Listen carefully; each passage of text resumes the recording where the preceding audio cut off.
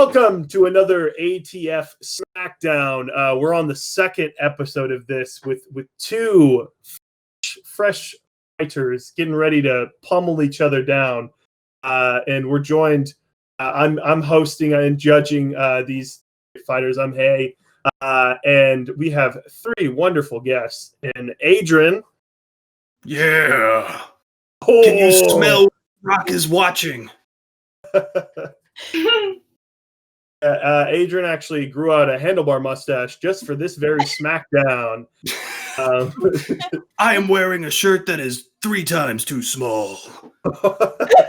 And we're also joined with Gabby. Hi. And then last but certainly not least, protecting herself in the shell, getting ready to shell shock the competition. Turtle! I'm here to kick some ass. We got it. I smell turtle soup. Oh no! Oh my god. Can't stop staring at that GIF that you posted, Adrian. I know. In the face. I need to close that. Yeah. Hey, you got to put that up whenever this goes up. I'll probably have that as the intro for people to see. Welcome to another ATF Smackdown. For those that don't know, we have 5 questions here that each contestant is going to bring up an answer for it, defend it, and then it's going to be open, free territory for them to argue. Tons of fun. Here we go. We have 5 questions. Question 1. What is, with the release of Trolls World Tour, shaking up everything, what is the best Dreamworks movie? Adrian, you are up first. All right, well, I have to say for me, it's going to be The Prince of Egypt, and here's why. It was one of the first movies that ever got any kind of critical acclaim. It doesn't have like the stupid 3D type of stuff that they weren't really good at back then. Like anything before 2010 was a little iffy, except for Shrek. Prince of Egypt is pretty classic. It's got good characters. It takes that story and it does something really, really interesting with it, and the animation's incredible. So that's my pick, and I dare anybody to question me on it. All right. I don't even know what that movie is, so I'm going to question. It is essentially like, think Disney meets the Bible. There you go. It's true. Oh. Well, it's from Dreamworks, but you know. Well, but Dreamworks you're right. came from Disney, so no. True. Abby, No, you're right. It's going to be your pick for the best Dreamworks film. Okay, so my pick is Shrek. It's hands down the best one. It has all of the pop culture references. So when you watch it as an adult versus when you're a kid, it's a completely different experience. Also, its sequels are really good. So that's an extra point for that franchise. And the Spider-Man kiss, the Lord of the Rings, the Matrix, it has it all. It's funny and it's just amazing. The best. Nice. And then rounding it out, slow and steady, Turtle, what's going to be your pick? Me and Gabby are like interconnected because I decided to go for Shrek 2. And the reason I chose Shrek 2 over Shrek is because I think it's just like one of the best sequels, barring Paddington 2, obviously. But Shrek 2 manages to really neatly follow up on the ending of Shrek 2. Like, what happens after that? Shrek isn't going to magically transform overnight into like a sociable being, and Fiona marrying Shrek doesn't negate the fact that she was a princess her whole life. Like, it's what the Disney happily ever after could look like, and in many ways, it's the before midnight of family movies. Plus, I think Shrek 2 really just decides to go outside of the previously established world of Shrek, and it takes every opportunity for gags. Right. I don't want to purposefully lose this round, but also Shrek 2's soundtrack slaps. Oh, you're so right. Both soundtracks are very good. Both of them. Changing. Fuck yeah. Can I swear on this? I'm sorry. Yeah, Adrian, you're kind of against the wall here with 2 ogre picks against you. That's so true. Yeah, no, I'll open this. Y'all can discuss. Feel free, argue all you want. Okay. Can I make a point to Adrian? Sure. I love Prince of Egypt. I think it is one of the best films ever. The blood But covenant. but culturally, where is it? Where is it? Right. Yeah. Like I don't know it, so clearly. No, that's true. So, but when it came out, you gotta understand, like, even people who weren't religious were like going out to see this movie. You know, it kind of transcended that. It didn't have, like, of course, there are some elements of God and Judaism and things in there, but it's not overt. I think anyone can watch this movie, regardless of whether you're religious or not. I love the movie just because of the voice acting and the scenes and the dichotomy between Ramesses and Moses. It's just a great story. Yeah. Whereas with Shrek, you have pop culture references. So, I mean, that won't age poorly. But once you accept Shrek as your god, no. you get the same experience. It's a spiritual It's so true. experience, honestly. It's great. I think you're being beat by us, though. I'm sorry. I think Moses should have sang Smash Mouth, and What? Is there any argument for the 2 Shreks thinking themselves? Let's get out of Egypt. We gotta go now. Can I just quickly, like, I do think Prince of Egypt is such a beautiful movie. Like, visually, it is such a beautiful movie. Defending Adrian's pick? I know, Yeah. I know. She's been. She has What? been. What? This has never happened before. I feel like I kind of want to jump on Turtle's boat and like fight for Shrek 2 now. Like, Shrek 2 is so good. I don't know why I went with defend your own. Oh my god. See, okay, you can get on that boat, but I'm about to sink it, and here's why. Shrek 2 only survives off of the back of Shrek, which only survived because it had so many pop culture references. That, I mean, this was the early 2000s. It was the Wild West of 3D animation. So, you know, just go nuts, throw it at the wall and see what sticks. And it worked. I mean, yeah, it was great. It's great. It's still great. Yeah, contrast that with a story that's, you know, literally 4,000 years old and still being told. Well, like, maybe it's getting old, you know? Like, maybe it needs to get on the Zimmer frame. Like, can we move on? Like, come on, it's been 4,000 years where we've heard about it. I think I'm gonna go ahead and call this one. Fun fact: the Prince of Egypt actually kept Ricky Gervais from going atheist for 8 years. What? I feel like that's not real, but okay. I'm Going sorry. atheist. Okay. I'm gonna She have to went go full atheist. Never go full atheist. Oh, but I'm gonna have to go with the Prince of Egypt. Why? What? You're two against one. How is Gabby, you went to no. Technically, Gabby, you are 2 against 1 because Turtle switched her pick. I didn't. I didn't. I think the Prince of Egypt is a great movie, but that doesn't mean it's better than Shrek. Here's the thing. You brought up the initial counterpoint. You were like, "Hey, Prince of Egypt is amazing. I love Prince of Egypt," but it was like, "Okay, Turtle's countering," and then you were like, "Just to circle back on how good Prince of Egypt is." I just think that style is just gorgeous, but it doesn't mean it's outdoing Shrek 2. Right. It could be beautiful, but it's not the best. Yeah. Exactly. I completely agree that it's not the best. There's like I mean, have you seen Joseph and the Multicolored Petticoat or whatever it's called? Okay. Green, please. Also from DreamWorks.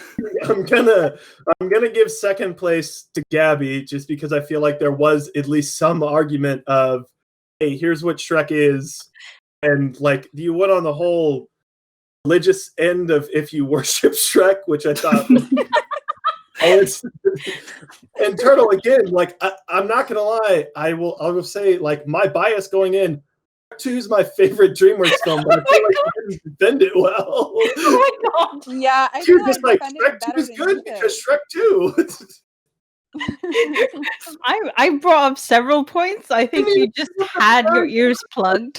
What do you mean? Yeah, she got drowned out by the cat. It's fine. Oh my Aw, that's not his fault. He's totally calm now.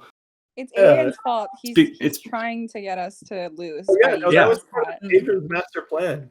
I'm Right.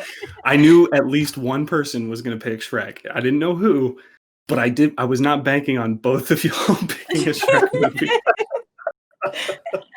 All right, we'll move on to question 2. Gabby, you're going to be up first here. The question: which film that was pushed back would you want to see the most before everyone else? So this can be a little bit of a loaded question because of how it's worded. So take the question however you want. Gabby, what's going to be your pick for this? Okay. I had a really hard time picking one movie, so I'm gonna go with Thor. I think it's Love and Thunder or something. Just because I'm a big MCU fan, I just finished a full rewatch of everything, and I was really looking forward to Phase 3 or Phase 4. I don't even know anymore, but I'm really excited to see what they have coming up. And I'm really bummed out that everything has been pushed back, but especially Thor, because it's so funny and they played with Ragnarok with such humor. And I think that's why the MCU works so well. And I would love to watch it first just so I can brag about it. That's it. All right, Turtle, what's going to be your pick for this one? Okay, I would like to pick Saint Maud. It has basically everything I could ever want. It has gay nuns, the Roman Catholicism, possession, and Jennifer Ely from Pride and Prejudice 1995. And I think it would fit right into the spot in my heart where Black Narcissus lives, where it's looking at, like a religious life and also like attraction, and also it has some like possession. It's got everything. Nice. Okay. A very on brand pick, I suppose. Yeah, is that a period piece? Technically, yes. Yes. Adrian, to round this out, what's going to be your pick here? All right. Well, of all the movies that have gotten pushed back, and there's a lot more than what I thought. Actually, I didn't know about either one of y'all's 2 picks, but amongst the Top Gun Mavericks and Free Guy, the one that I'm most interested to see now after looking everything up is Morbius, starring Jared Leto, which is a new MCU movie that was supposed to come out July 31st about a lesser known like anti-hero character. And it's literally about a guy who becomes a modern day vampire because he has this horrible disease, and he's a doctor that's been researching this, and it's his last chance. And the CGI looks really good. The acting seems pretty good just from the trailer that I watched. But now it's coming out March 19th of next year. And I'm like, so I guess they completely stopped post-production when COVID came around. And I'm now very interested to see what comes of this movie. Okay, all right. We got 3 great picks. Argue it out. Go for it. Claw each other apart. I mean, I'm gonna start by saying that I haven't heard from any of your about any of your picks. Yeah, Mhm. same. Yeah, that's my counter. Whoa. That's not a very good counterpoint, Gabby. So your point about us having not heard your pick either is also like valid, I guess. So them. you guys didn't know that they were gonna release a whole bunch of new MCU movies in the next 2 years. I didn't actually. I had no idea that No. Morbius was coming out. I didn't know that Thor was coming out. I'm gonna have to leave. I knew about all of these. Well, that's great for you guys.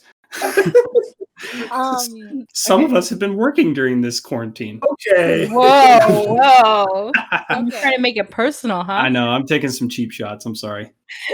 Can I just say that I had to Google the movies that had been pushed back, and then I started Same. writing the ones that like interested me in my phone. And when I circled back, I wrote The Batman. I wrote any of the MCU or Wonder Woman 1984. So clearly, there's a theme here. I don't know, like I don't know. Yeah. I just want more superhero. Like, come on. Who says that in 2020 though, Gabby? Who says I want more superhero in 2020? Yeah, I agree, but at the same time, my pick looks pretty good. Morbius is like, it's one of those ones that like I saw in a Marvel almanac when I was 12 years old. I'm like, that guy looks pretty weird. I wonder what his story is, and I never looked into it. And now they've got the guys from Spider-Man: Homecoming, Spider-Man: Far From Home, and Venom working on this movie. I mean, Venom was kind of bad, but well, whatever. I mean, I don't want. Whatever. Okay, that's great. That's great, but I got it. like, That's great. I feel like I'm looking forward to the same type of humor meets action that we had when Ragnarok came out, and that one like did amazing, and so I just want more like funny, chiseled Chris Hemsworth, right?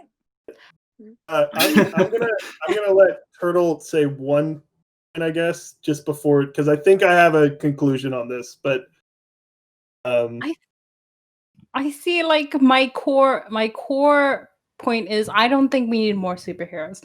I think what we need is something that's more cerebral. I'm not saying superhero movies can't be cerebral. I'm saying they're caught up in a lot.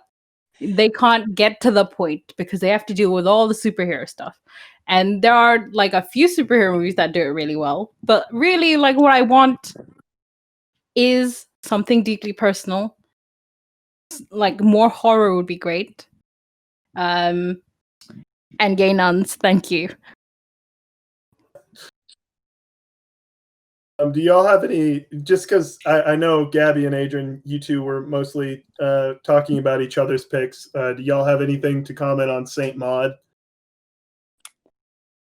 I think after all this is said and done, a potentially bad thing infecting a number of people could work in a horror sense, but it could also backfire really bad. But also, there's going to be so many of those. Like, remember when the U.S. and North America, North America. Yes. That's what it feels like right about now. Wow. Okay. Sorry. Remember when the U.S. and North Korea went at it, and then like 3 movies in the same year came out about the U.S. versus North Korea? Yeah. Like, I'm sure that once this is over, it's all going to be Contagion style. Like, but like, Saint Maud isn't. It was filmed way before that. It was released in 2019, really. And I think it's more about has anyone watched Cruising? No. That movie is crazy. It's directed by William Friedkin of not The Shining. Oh my god. Ranking, no! Oh my god! Your mother sucks. She's cocks in choking hell. on that turtle soup. What is that movie? Oh my god. Your mother sucks cocks in hell. What is that movie? What? I don't know what that movie is. Okay, I'm gonna call this. This was a weird one. No. I'm calling No, it. it's I'm The calling Exorcist. it. It's The Exorcist. Okay. Oh, I get the movie you were saying. It's Sure. about- I'm It's gonna about call Greek time panic. because that was a sluggish brawl. Oof. okay, but I have a question for Adrian. Yeah. Do you know it's kind of related, but did you know that Jared Leto is currently like in New Zealand or something, and he's like heading a cult. Like he's the leader of a cult right now. yeah. Oh, I am very aware of the Jared Leto memosphere. Okay. Mostly because I was actually, I mean, I still am, but I was a pretty big fan of Jared Leto. Like, Yeah. and then I started seeing like Adrian weird is a articles. huge fan of 5 Seconds from Summer or whatever. 50 Seconds to Mars. 30 Seconds to Mars. What is wrong with you? Sorry to come for Adrian's fandom. 5 Seconds from Summer. That's it, boy band. That's a different band. 5 seconds from Mars. That's fast. Anyway. Okay, but this was in the debate because I want to know, like, are you still as hyped up about your pick now that you know that? Adrian, are you willing to support cults? Is what honestly, I think it makes it sexier for him. Honestly, no. See, here's damn turtle. Honestly, it doesn't bother me that much. Not because it's like, oh, I can just live with Jared Leto being a creep and like having underage girls in his cult and all sorts of things, whatever. No, it's more that like, if anything, him turning into an ugly, horrible vampire creature is perfect for the discourse that's going on right now. But do I want to support the movie financially? Oh, so you're gonna torrent it, is what you're saying? What? No. What? What? Okay. I am officially calling this. Unfortunately, sorry. with that comment, I think Adrian, you might have shot yourself in the foot. Okay, I have a couple of points that I are a little against Turtle and Gabby. One thing, Morbius is not technically an MCU film, and no one really brought that up. And I'm sure there was someone listening that was like, it's not an MCU film. And I didn't want to say that because I wanted to be let y'all have that. So that docked you a little bit, Adrian. And on top of that, wait, how is it not an MCU film? It's Marvel, but it's not MCU. It's Sony. It's a Sony film, and they still haven't really like conglomerated. So officially, it's not. Anyway, fine. Main thing. I was looking at these. I feel like I don't know. I feel like both Gabby and Turtle's picks were, and Adrian's to some extent, were both really good for what they're interested and what they want out of movies. I will say, I didn't even think about Thor: Love and Thunder, but it was technically. You're right. It was technically moved. It was supposed to start production sometime this year. I feel like one of the points you made, Turtle, that people don't need superhero movies. I do understand that. Having like a pandemic that was shutting everything down, like people would need something like lighthearted and more fun, like a Thor Ragnarok, than a Nuns and. I don't know what you could possibly mean. But yeah, no, Turtle, I thought you did. Honestly, I really thought you were going to get a third place finish for this again. So I'm giving Turtle second, Gabby first. Unfortunately, Adrian, I'm sorry, third. Yeah. Well, now that that's over, I do want to say I will defend my choices no matter what. But now that we have the ending part, yeah, it severely creeps me out that Jared Leto is doing all that weird stuff over there. Really? Like I had no idea. And he's like, oh, pandemic where? I don't know. We're having fun over here. Join us. Like, Jared from like 10 years ago is he's a completely different person now. It's crazy. Yeah. Like society, man. Once you put on the Joker mask. No. Oh my god. I'm damaged, crossed out. No, but yeah, we'll move on to the third question. Please. This is a little bit more of a goofy one, I suppose. Turtle, you're going to be up first, but it is I don't know what this is. Oh, I actually do remember what this was. Someone posted on I think it was our NFL on Reddit, and they said which position would Hagrid be the best for, and I thought it was a fun discourse to read through. Just it's funny on a bunch of subreddits what they're doing if they don't really have anything to talk about, especially with sports gone. So with that out of the way, Turtle, you are up first. Which sport would Hagrid dominate the most in? I think the sport Hagrid would dominate most in is Gabby. I don't know if you guys are familiar with it. What the hell is government? It's a South Asian sport where basically you essentially have a tennis court, and on either side there's a certain amount of players. And Gabby's alternative name is Raiders. Basically, one person from one side runs to the other, gets to the end, like the other side, tags the line, and then touches as many players as they can, or I think that's it. And then the defender side, their aim is to keep that guy or person in their side. And the whole time the raider is saying "Gabby, Gabby, Gabby, Gabby, Gabby," like in one breath, because it has to be in one breath, and you have to show that you're exhaling. You have to say the word "Gabby, Gabby, Gabby" the whole time, and it gets very violent. Whoa. I nearly broke a kid's nose while playing that as a kid. I'm on my notes. You want Hagrid to break children's nose? No. He's playing against human people. Okay. Turtle, how is this spelled? Just so I can look it up. Sorry, I'm not trying to interrupt your point, but it's like Kabbadi, I think, or some kind of variant. Right. Hey. Like in my notes. Oh, sorry. Oh, I found it. Sorry, I thought you were saying Gobberdy. Yeah. Oh no, Gabby. There. Gabby. It's so in my notes I've written large lung capacity, brute strength, cannot be tackled. All right. Definitely. Wow.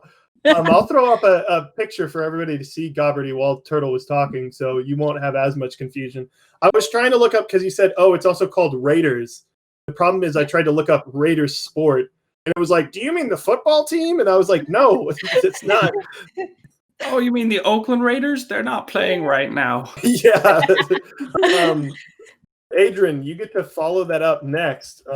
You also have a sport that I hadn't heard of prior. All right. Well, excuse me. Sorry. So while I think that, Hagrid would be pretty hard to take down, Hagrid's nature is not violent, and I don't think he would want to be in a very violent sport like that. So I have him in a sport that you don't have to get in competition with anybody directly. I think he would absolutely dominate at shot put. What's shot put? I love That's where you throw the big metal ball. What? Shot put is when you have a big old ball and you throw it as far as you can. You gotta spin. Yeah. Oh. So okay. I think it would either be that or discus, and those are typically people who do shot put also do discus. But basically, throwing heavy things very far would be he would absolutely crush, and mostly because he's still technically half human, so he could compete in the Olympics. And do you remember that one scene in, I think it was the third movie, where he skips a stone across the river? That thing it doesn't stop. Yeah. So that's my pitch. Gabby, what is going to be your pick here? Well, I went super basic. And I went with the obvious choice, that is wrestling. Because wrestling, and I really thought someone else was that, but I guess I'm the only basic one here. So it's not, wrestling doesn't have to be violent. It's just a fun tackling sport, which no one could ever do with Hagrid. And like, you're not breaking anybody's nose or like throwing shit in the air. You're just like pinning someone down. I don't know about that. Wait. Let her finish. We can destroy her later. If he just pins someone down, that it's over for them. So like, I think the obvious mic drop choice is wrestling. Right. We have 3 interesting picks, and I'm sure y'all have extensive knowledge on Gabberdy to take down turtles. But I'll just open this up. Go for it. Argue it out. Okay, Gabby, you said there were no. But what are you talking about? First off, I think wrestling is extremely violent. I think Hagrid could accidentally elbow somebody and their whole face would realign. Like you're saying that he could just lay on somebody and it'd be over. Yeah, it'd be over because then they'd be going to the funeral after. Exactly. That's but he it. would still He's dominate. done. Like he would still, no, regardless of. And then the he'd go to Azkaban for consequences. killing somebody. It's true. No, I don't like this. No, he could literally just put like his hand on top of someone, and they would just be pinned down. Hagrid is gentle enough to know when to stop in order not to hurt anyone. So I don't think it would necessarily be violent because he would just kind of flick them on the ground and then kind of like step on them lightly, just enough for them not to be able to get back up, but without hurting them. He's great. He would never hurt a fly. Sure. Okay. Do you not know Hagrid? He would never. No. He would never hurt. How dare you? I think he could. I think he's got a dark side to him. Oh, so now we're turning this into violence. Look, No. No. Well, Turtle never defended the violence. That was Adrian. Look, I'm just saying that that we have obvious like proof in the movies seeing him throw stuff very, very far. So I think that's a good basis for like showing how strong he is. Yeah, he could totally wrestle people, but like, is that in his nature? Also, Turtle, he could definitely do Gobberty? It's K. K? Cobberty, Okay. yeah. Gobberty. Like, he could, but like, I don't know. He kind of seems like he would tire himself out. Well, also, No he way. probably wouldn't understand the game since it's so complicated. No one knows about it. Wait, And Hagrid. Hagrid's not the smartest. Hagrid's out there. wait. Hagrid's not that smart, but he's not like dumb. I mean, think I'm he not can that follow smart, but not instructions. dumb, and I'm gonna have to read up on that sport again. It's because you're not familiar with it. Like South Asian kids grew up with it. It's pretty simple. It's an excuse to hurt each other. But but How far is the Hagrid would be pitch? down Like, for how that. far do you have to run back and forth? I don't actually. It's not. It's probably like a squash court, I'd say, Yeah. or like not a regulation basketball court. But like, do you know those smaller ones that are colored? Sure. Blue Yeah. tiled one. It's probably the same size as that. Okay. Yeah. And like, sorry, who's to say he's hurting anybody? All he has to do is get to the other side, touch the line, touch a few players. And I will throw this out real quick because I bet Gabby and Adrian. I know you explained it. You probably explained it great, Turtle, but it was a lot of rules at once, and I'm still a little confused, especially with the whole aspect of you have to be yelling the name of the game. Is that an official rule? yeah, because it's supposed to be in one breath, and Like they do that in the Olympics. Like there's someone screaming. Yeah. But because it's supposed to be in one breath, you're like only allowed that allotted time, however big your lung capacity is. And to show that you're not breathing in, you say that word over and over again to the adjudicator. Oh my god. Okay. Wow. That is crazy. Yeah. I just want to say, Turtle, you said like who's to say that he would hurt someone playing property, but also you said it yourself. Ooh. What if he accidentally knocks someone over or elbows someone and then boom, their nose is broken the same way that you did with someone else? I mean, Yeah. like, I'm only making that as a hypothetical point. I think Hagrid would enjoy blood. Oh Whoa. my god. You know where there's no Oh, possibility of that? You know where there's no possibility of violence? Shot put or discus throwing. Hey, I have something to counter your shot put. Uh-oh. Here we go. What's to say that you say that there's no possibility at all of any violence, but what's to say that he won't be able to control his amazing, strong throwing ability, and then he'll throw it a little too far and it'll hit someone or something or destroy stuff or like land on a child. Thus killing them. Well, Thus, so you know with how the far gravity. you know how long those fields are? You know They're- how strong Hagrid is? Yes, I do. This is exactly what I'm arguing for. I think that wrestling is number one. I could see that. I understand that there's always a possibility of that sort of thing happening, but I mean that's the nature of sport, I guess. And I think he would more likely go towards something that he doesn't have to directly hurt somebody, though we know that he's sometimes indirectly hurt people.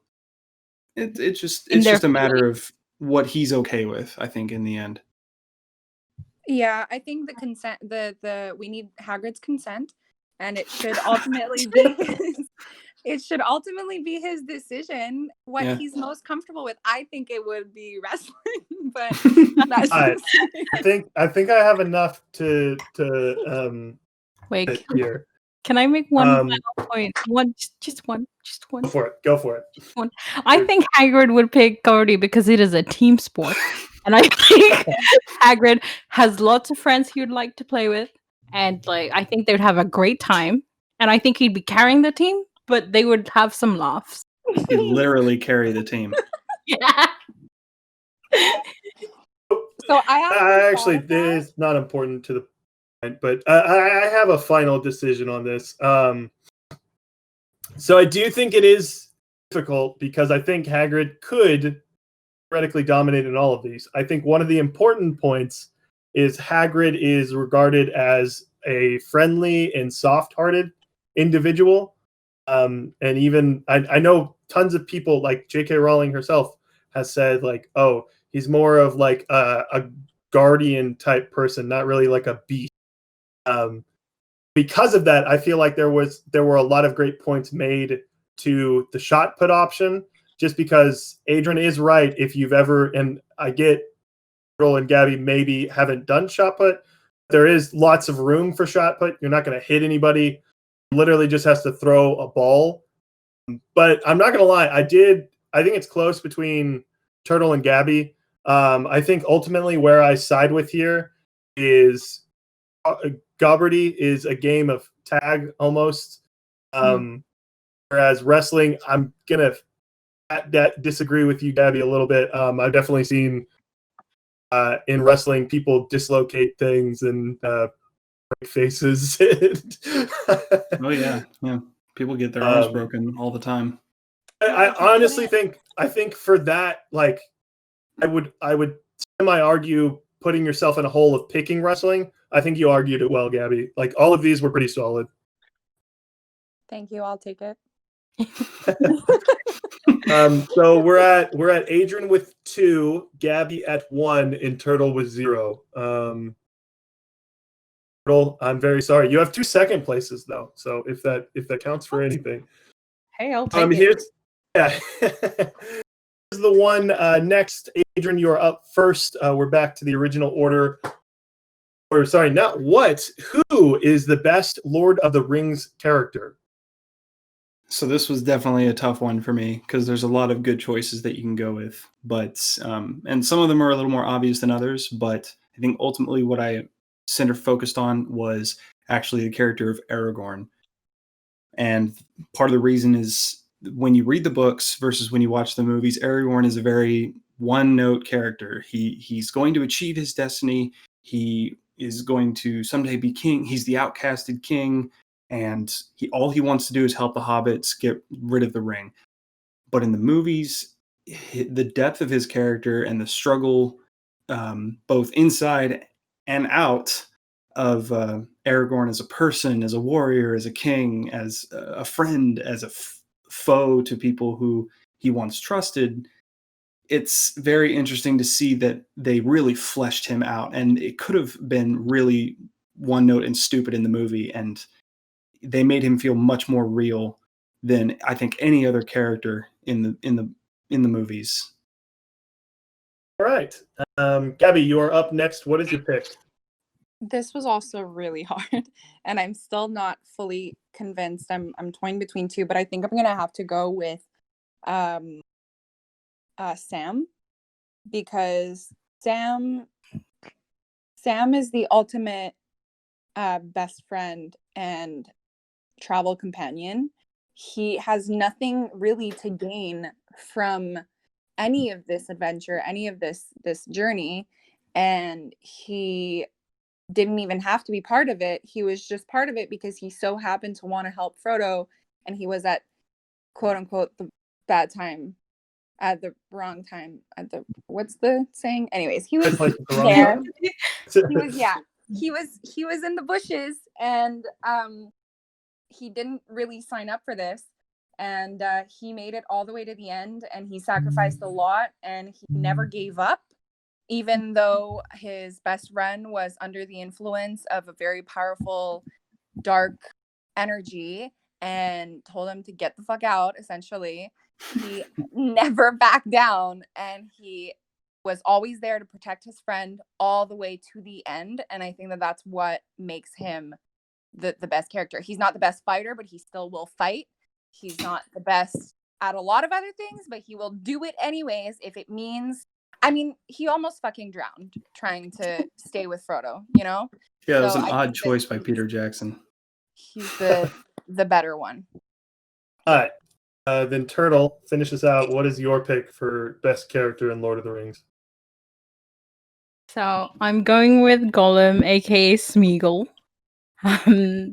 Partially because I think he's such an iconic character, and outside of the books, in the movies, I think Smeagol as a character really did so much for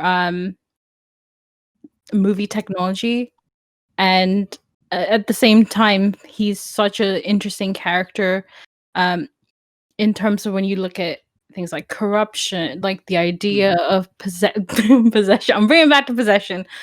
And I think he's just one of the most fascinating characters, and I think he's still one of the characters that I think we want more. We want Smeagol the miniseries. Just give us the Smeagol cut. Yeah. Small. No, these are good picks. I'm not gonna lie. I didn't expect these to be the three that we were left with, but no sexy Legolas on here. I had it in my notes actually. I was going to pick him, but I went with Sam because he's the obvious better choice. But yeah, no, fair enough. but I want to put like an honorable mention for Legolas going down the stairs on a shield and just like killing. Oh yeah, like that's the best. Oh, definitely. Yeah. But yeah, go ahead, go for this. Attack each other. Okay, well, I'm gonna attack Turtle. Ooh. Because yes, the character of Smeagol is great, but he's also like evil, and although it's not necessarily his fault throughout like the present moment, he killed his brother or cousin or whatever way back when to get a ring, and he wasn't under the influence of it yet, so I feel like that's just not great. It's not no. Sorry, go ahead. I guess my counter argument is that he's not the best person, but I think he's one of the best characters, right? I think it's genuinely interesting that a path of greed and evil, as you said, leads him to becoming this kind of a deformed person or creature. In a way where I think it would have been easy to make him into this like all grand evil character and this like antagonist, but I think like Smeagol is such a pathetic character in the end, and that says so much more about the kind of nuance that J.R.R. Tolkien was looking at when creating Smeagol than most other writers. Yeah, I gotta say, like that is true. I'll give you credit for that. But what I'm assuming that we're talking about here is the best character in Lord of the Rings, the movies. And while while Gollum is an intriguing character, no question about that, they didn't do a whole lot different with him in these movies. And that's kind of what I looked for when I was thinking about, okay, who's the best character? Who was fleshed out? Like, a lot of people crossed my mind, like Boromir. Boromir was arguably a really strong character, and he was fleshed out way more than he was in the books. With Gollum, we kind of see the same thing going on. There's not a whole lot of difference there, and it easily could have spun out of control and been really bad in these movies. But it wasn't. It was a showpiece. Sure. But Aragorn also has, like, you can have someone who is just like, it is my destiny, but he's like constantly fighting against stuff like that. And he deals with Smeagol. He deals with he touches every major character in this movie. Yeah. And yet kind of maintains that, like, I don't really want this, but I need to figure it out. So, it is my destiny, but I'm not crazy about it. Meanwhile, we've just got Gollum running around and like he's not one note, but he's two note. I want the ring. No, I don't want the ring. But see, I think. Oh, sorry, Gabby. No, go ahead. off. No, go off. I don't really have much to say because it's so hard. I'm like, just a background. Like, I am a crazy Lord of the Rings fan. I grew up with this. Like, my dad would put them all the time, the extended versions. And Nice. like, we had all of them in French and English, the books, the Hobbit, the everything. And so it's so hard for me because like I could agree with all of you guys. I just think that for the end, like for the gorgeous ending that we get and the wholesome ending that we get in such an intense story that goes on for months, I think that like Sam keeps the good, like he tries to keep the good with Frodo the entire time, even though Frodo is like getting destroyed by this ring. And I genuinely think that without Sam we'd get no ending, because Frodo would have either kept the ring, gotten killed, gotten manipulated by Gollum or whatever. Ultimately, I think we have no third movie without Sam, because if Sam wasn't there would be no destruction of the ring and the whole journey. See, I agree with you, but the problem that this is what they kept running into with Sam is they didn't want it to seem like he was always the only moral compass in the film. So they resort to having him do really stupid things in the movie that kind of contradict it just so they can reel it back in a little bit. One of those big things was he beats the crap out of Smeagol multiple times for no reason, for seemingly no reason. No, he got gaslit by Smeagol the entire time. Right, but he didn't do that in the books, and for good reason, because he knew that Frodo wouldn't believe him. I get it, but we're not talking, like, I didn't read so I can't, like, I can't talk about the books compared to the movies, but just based on the movies, I feel like he was a victim of what was happening around him, and he was trying to do the best he could to not only keep himself sane, but keep his best friend sane that was going through this. And he was enlisted just to be able to protect Frodo. And I think he did that from start to finish. And he didn't get like the big character development and like the big background story, but I think that he was integral to the story, because without him there would be no wholesome ending, and there would be it would all go to shit on it. Yeah. Real quick before we completely wrap things up, do you guys have any negatives to Adrian's pick? Just because I haven't really heard as many of those. Yeah, lay it on me. Hang on. I have one. I think, okay. I'm sorry. I'm having a total mind blank again. Today's not my day. Oh, nice. Nice. Just to recap, I said Aragorn is the best character, and there's literally no dispute.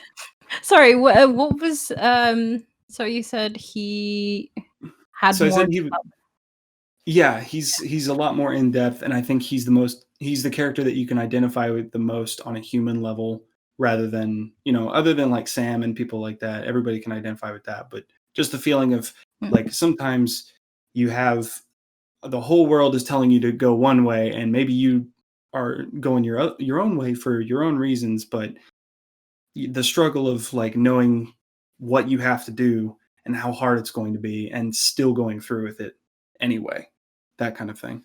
The true essence of destiny, rather than I will someday be king, which is definitely what it could have been. Plus, Viggo Mortensen goes all out with this character. I have such a hard time like countering that because I love Aragorn and he's great. There was a point in I think the second one or the beginning of the third one. I get them mixed up all the time because it's just one big long ass movie. But there is a point where he plays two women at the same time, and I think that's kind of fucked up. But hang on. But that being said, I mean, that's my only.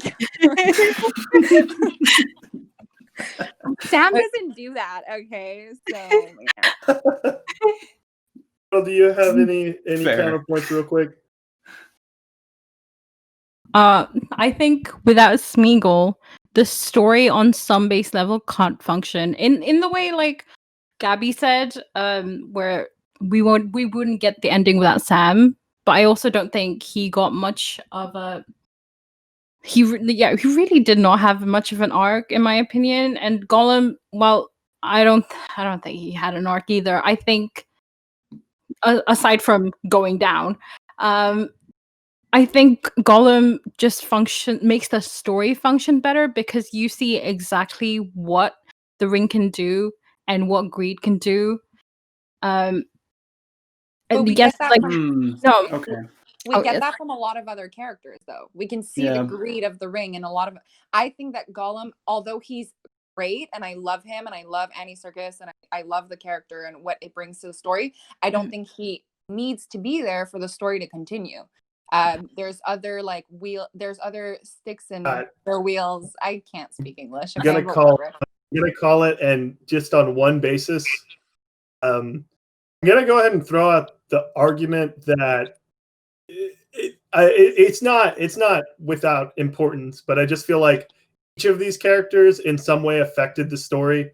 To bring up like their importance to the story, I feel like is a little bit arbitrary. This is really tough, just as all three of you are saying, because Lord of the Rings has amazing characters. I don't know why I thought this would be more contentious, but it's kind of hard when like it's such a great trilogy and such a great set of books rip apart like well-written characters. I will say I don't want to do this because it literally ends. Well, does it doesn't any chance of anybody catching up at this point. But I think Adrian's point defending Aragorn was the most fundamentally sound, and the only thing that I sort of slightly, and again, these all were really close. The only thing that slightly edges him above the rest is the fact that I think Adrian at least brought up points that were negatives to the other two. Gabby, I think you brought up some good points to Gollum as well. Turtle, I think you defended it well. I think either of y'all didn't do a good job of defending why Aragorn is not the best character. Defending why he's not the best character. Like, I'm waiting for the suspense is killing me. You got first. But yes. Nice. Okay, well, that's 3-1-0. Adrian, Gabby, Turtle. Are y'all still cool with doing the fifth question? Turtle. Yeah, but who got second and third? Yeah, that's technically currently that's in that one. That one's tough because I think both of y'all defended your points well. I think I give the edge to Turtle only because I think Gabby brought up the point that Smeagol is a flawed character, and that ended up working in Turtle's favor because she was like, well, that's sort of what makes Smeagol interesting as a character. I do get the points that y'all were saying about Gollum sort of being one note as compared to the books. I was this close to choosing Gollum, but I mean, Mm. when I really thought about it, and to not to discredit y'all or anything like that, but you, like you said, you haven't read the books, so that does give me a different sense of what I think of as a good character. I would have picked Legolas because he's so sexy. Oh my God. Sexy. Agreed. That still only counts as one. We'll move on to the last question. Wait, before you say Unfortunately- the last question, can we like do another one of these where we just like let's all rewatch all 3 movies extended and then just like discuss it for an hour? Because that was fun. Like, Yeah. if you want, I've been doing tier lists and I figured out how to like stream them.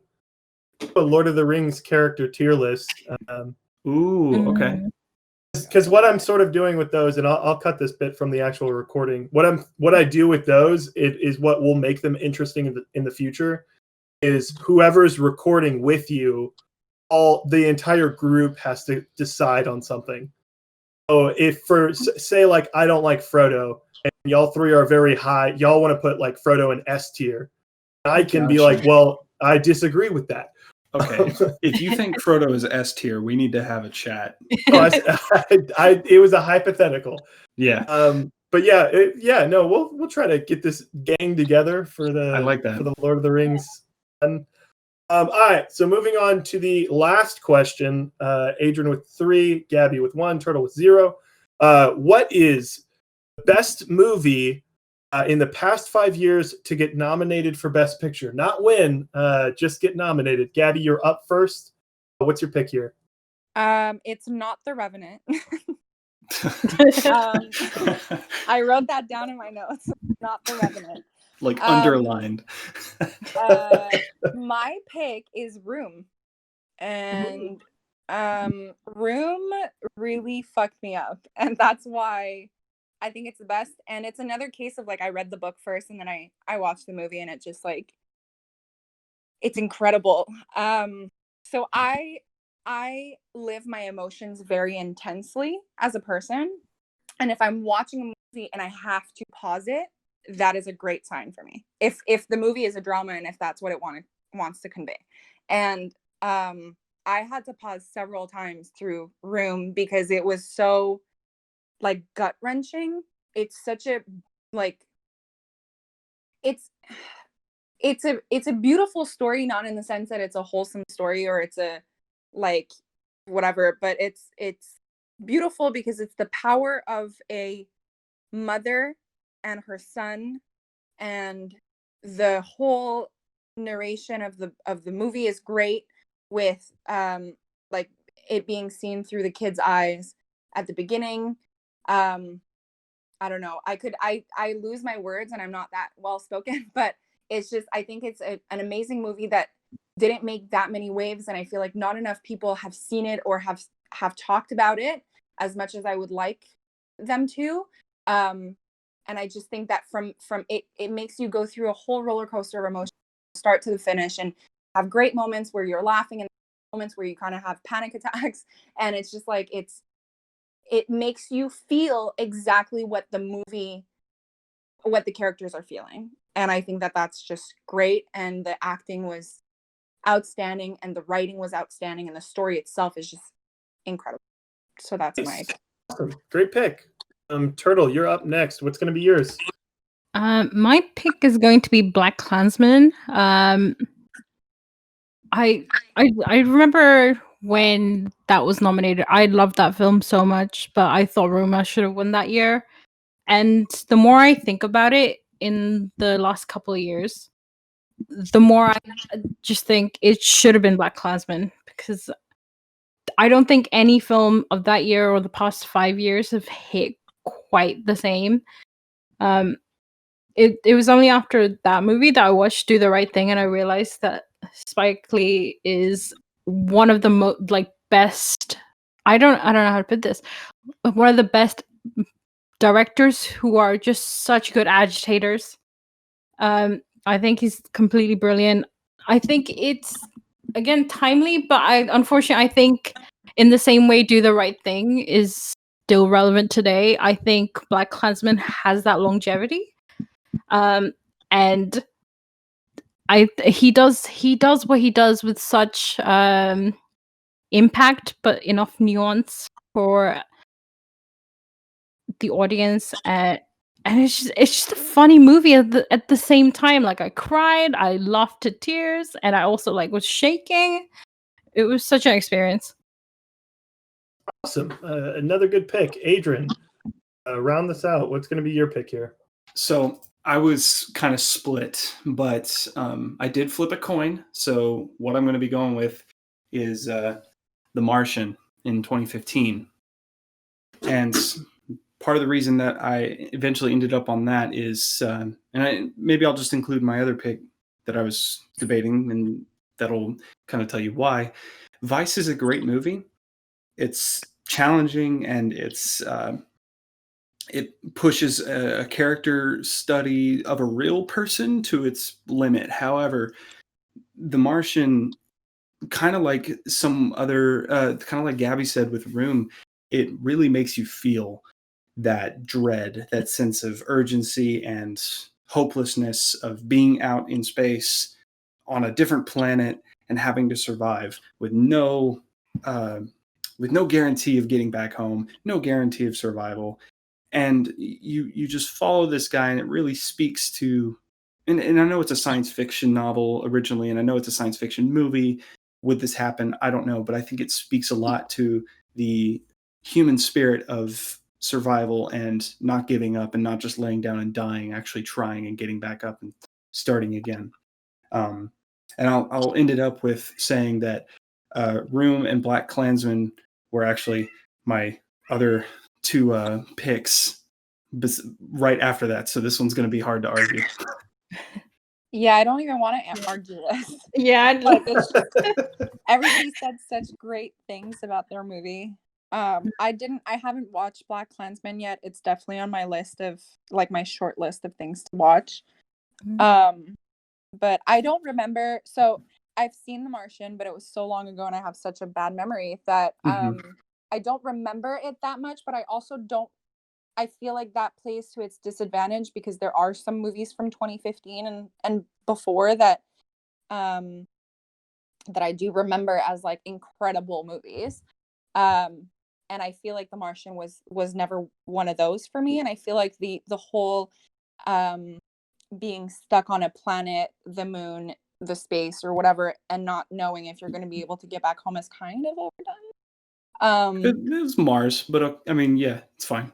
Yeah, well, another planet. I said another planet, the moon, space, that whole theme. Sure, and you can argue that that's been done, right? Like with two Tom Hanks movies right off the top of my head, Apollo 11, I think it was, Apollo 11 and Castaway are just two that I can think of. But The Martian does something different in that it's Apollo 13.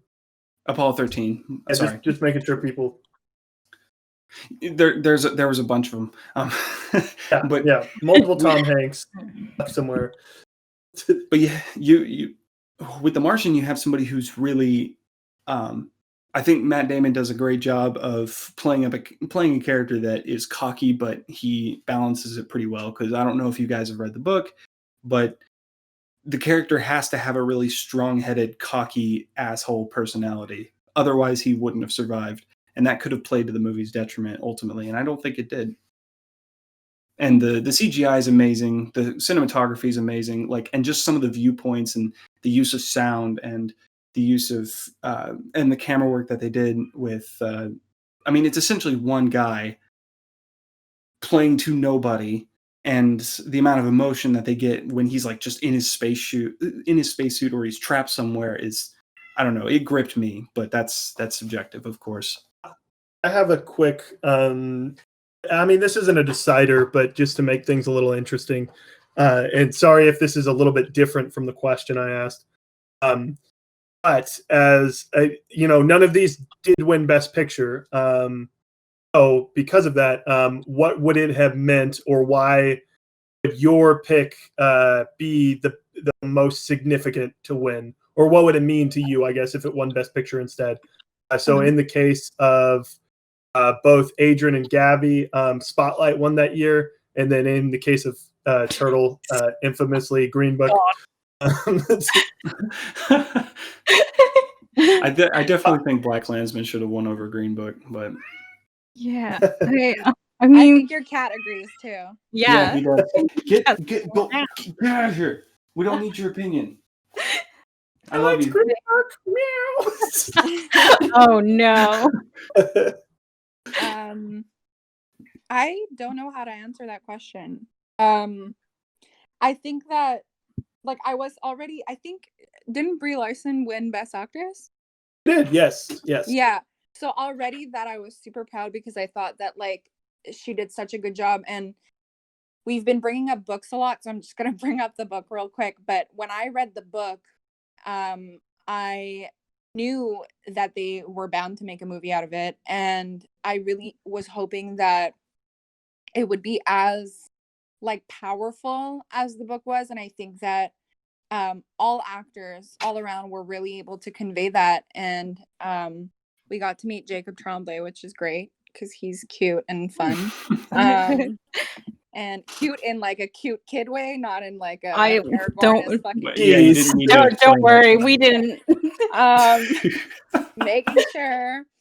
And I don't know. I'm having such trouble just not defending my point, but going against you guys's because you said it so well and like everything was so well thought out. And I think that that's great. I don't, like I said again, I don't think The Martian was like groundbreaking, but I do see how one actor playing like that's amazing, incredible that it's one person playing to himself. Like I could never.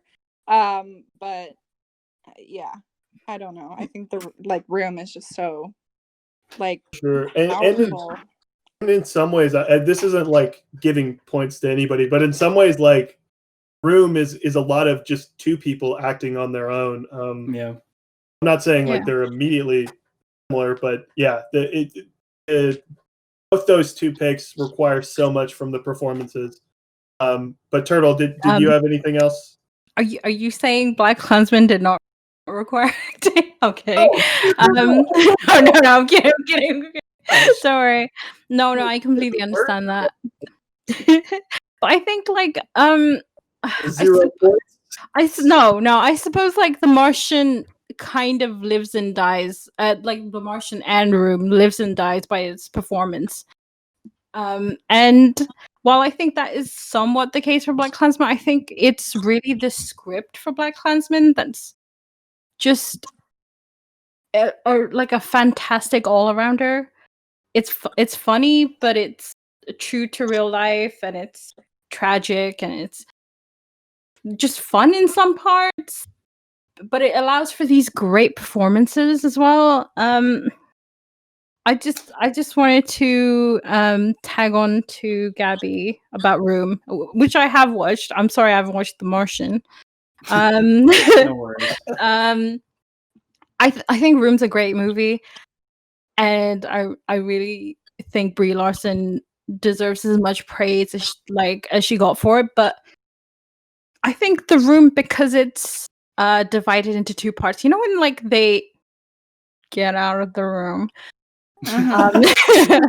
Spoilers. Yeah.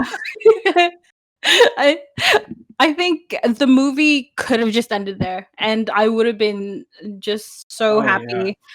Yeah, and but because they decided to follow it up, and I think when they followed it up, they didn't do the proper service of getting it just incredibly right. I think it takes away from the rest of the movie, which is kind of sad because I think it's a great movie. I would disagree with that just because it's not. I think that it conveys that when you get out of that kind of situation, it's not all rainbows and butterflies. Like life doesn't, your trauma of that situation does not end there. You know, there's the aftermath and having to deal with all of that trauma. And I think that Room like gives you an inside look of, okay, once you're once you're out of there, it's not like, okay, you're reunited and you're great and life goes on. No. Like there's such Yeah. it's so heavy afterwards. And I Yeah. think that it was really like, I think it was really well done. I might be biased because I really liked it, but I do think y'all both bring up pretty good points there, but like, because on the one hand, yeah, it probably wouldn't have been. I think the ending that Turtle suggested of it just ending when they get outside of the room, and that would have been way more dramatic, and definitely would have saved a lot on the budget.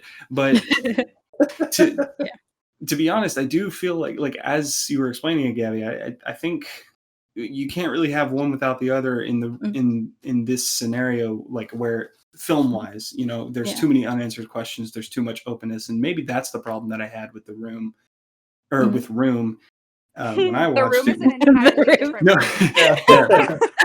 We weren't talking about the Tommy was no film this whole time. I have What is a the- verdict what is- on this. What is the best movie in ever that's never been nominated for anything? The Room. The Room. Wait. Can I just quickly say? I think I agree with both of you, but I think I'm not saying they shouldn't have done it. I think it's really good that they did it, but I think it could have been better. I don't know if you guys have seen the miniseries 13. It's essentially Jodie Comer. She comes back after she's disappeared for years, and that whole series is just about the aftermath. And I think that's a really good example of how to do it. Whereas the ending of Room kind of felt a bit tagged on sometimes.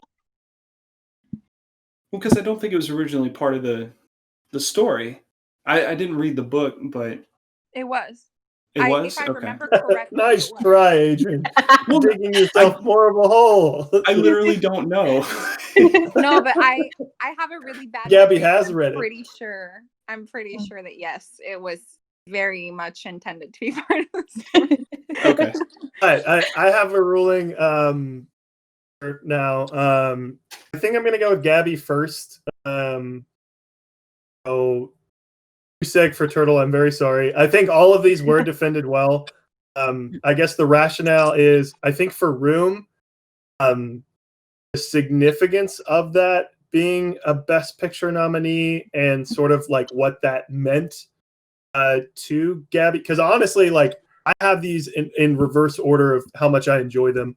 I don't particularly love Room, but I feel like Gabby defended it really well. And then second place, I have Turtle again, just packing down on. I think Turtle has 4 second place finishes. Yeah. I think where Turtle didn't distinct enough is that I feel like it was easy, like it was taking candy from a baby to talk about the Green Book win, but you didn't necessarily. I didn't bring that up. You brought it up. That's what I mean. That's what I mean. Like I feel like it would have at least been something to bring up. Like, hey, literally, Boss Baby would have been a better win than Green Book or something. Like just to acknowledge that. But I can understand why you're not like why you'd be like, I don't even say that film's name. But and ultimately, I mean, I love The Martian. I think what it comes down to, that's a movie that I know like a majority. I'm not saying like it's only this, but like a majority of the people that like love The Martian are dudes that like really love science. Like I adore The Martian. I think it's an amazing film. I feel like it wasn't Sure. I feel like it was defended why it was a great movie to you, and I think a couple other people brought up significance to the film in greater means, if that makes sense. Sure. No, it does. Because as we were talking about it, I started to realize that I actually went with the wrong angle here. I chose a movie that doesn't have any specific cause or real life really scenario tied to it. Like Black Klansman is obviously about civil rights and white supremacists and infiltrating that world and seeing how truly awful it is. And, you know, Room is about abuse and child abuse and how that affects both people on the outside and people on the inside. They're dealing with it. The Martian is just kind of inoffensive. You know, it's like it's the one out of, I think, all of the movies that I have listed that I thought maybe would appeal to the widest audience, would draw the widest net. But I think I think ultimately that actually hurt me more than it did help. So I think it definitely comes down to. Gabby I might have to like well-deserved. reword these questions next time, if that makes sense, to make that more clear. Like you did pick your favorite, so quote unquote best.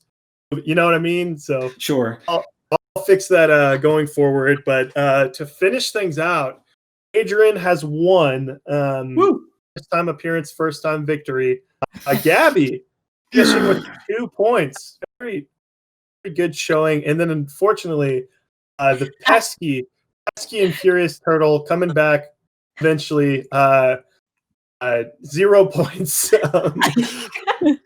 I won in discussion. I had a great time. You'll get them next time. Yeah, no, this was awesome. You guys were great. It was Smell so that? fun. Can I just Smell say that turtle soup? I really what? Sorry, go. Can I just say that I really thought someone was gonna pick Dune for question 2? I think someone would have won if they picked Dune, in my opinion. But So- I don't really care about Dune. So Neither. I'm really happy I we're won gonna over end the Thor. show. I think a lot of people are gonna start picking up on it later on, but like right now, nobody cares really. They've seen a couple pictures of Timothée Chalamet, and that's the Timmy whatever. gang is ready. But yeah, that's going to do it for this episode of ATF Smackdown. If you guys want to see any of these hosts come back, Adrian to defend his title of undefeatedness, let us know. Yeah, so that's going to do it. And thank you guys for checking this out. And of course, thank you, Gabby. Thank you, Adrian. Thank you, Turtle. Thank you. Thank Hey. you. Yeah, thanks for having us.